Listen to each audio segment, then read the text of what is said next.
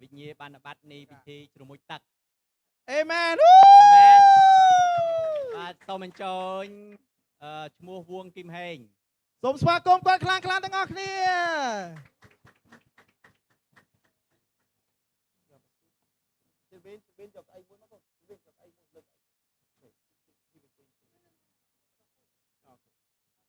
ចាក់ដៃមួយទៀតបងប្អូនស្វាគមន៍គាត់បាទ គាត់ត្រូវជាម្ដាយក្មេកខ្ញុំហើយថ្ងៃនេះគាត់បានទទួលបនមួយទឹកកាលពីម្សិលមិញបាទអាទិត្យមុនច្រឡំម្សិលមិញ គាត់ទទួលបនជាមួយទឹកកាលពីអាទិត្យមុនបាទវិញ្ញាបានបាត់នៃពិធីបនជ្រមុជទឹកវិញ្ញាបានបាត់នេះបានទទួលស្គាល់ថាឈ្មោះវួងគឹមហេងពិតជាបានទទួលបនជ្រមុជទឹកក្នុងព្រះនាមព្រះយេស៊ូវគ្រីស្ទពិតប្រាកដមែនអេមែនតាមរយៈបទគម្ពីរពេត្រុសឆ្លើយតបថាចូលអ្នករាល់គ្នាប្រែចិត្តចុះហើយទទួលបនជ្រមុជទឹកទាំងអស់គ្នាដោយនៅព្រះនាមព្រះយេស៊ូវគ្រីស្ទប្រយោជន៍ឲ្យបានរួចពីបាប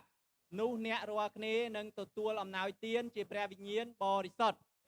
កិច្ចការជំពូក2ខ38អេមែនធ្វើនៅថ្ងៃអាទិត្យគាត់បានទទួលបនជំនួយទឹកនៅថ្ងៃអាទិត្យទី14ខែមិថុនាឆ្នាំ2026ទទួលស្គាល់ដោយលោកគ្រូកងវេលនៃពួកជំនុំភ្លើងផុសផុលឈ្មោះលោកគ្រូកងវេលម៉ៅឆូវ័នមានហត្ថលេខាអេមែន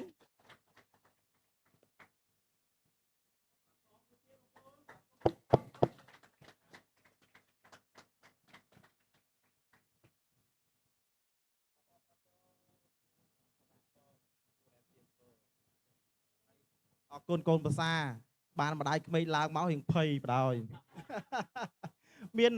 យើងកូនព្រះអង្គម្នាក់ទៀតដែលគាត់អត់ទាន់បានមកគាត់រវល់ថ្ងៃហ្នឹងអញ្ចឹងយើងទុកអាទិត្យក្រោយចុះអរគុណបាទសូមតាក់ដៃសម្រាប់គាត់បាទសូមជួយចុះបាទអរគុណ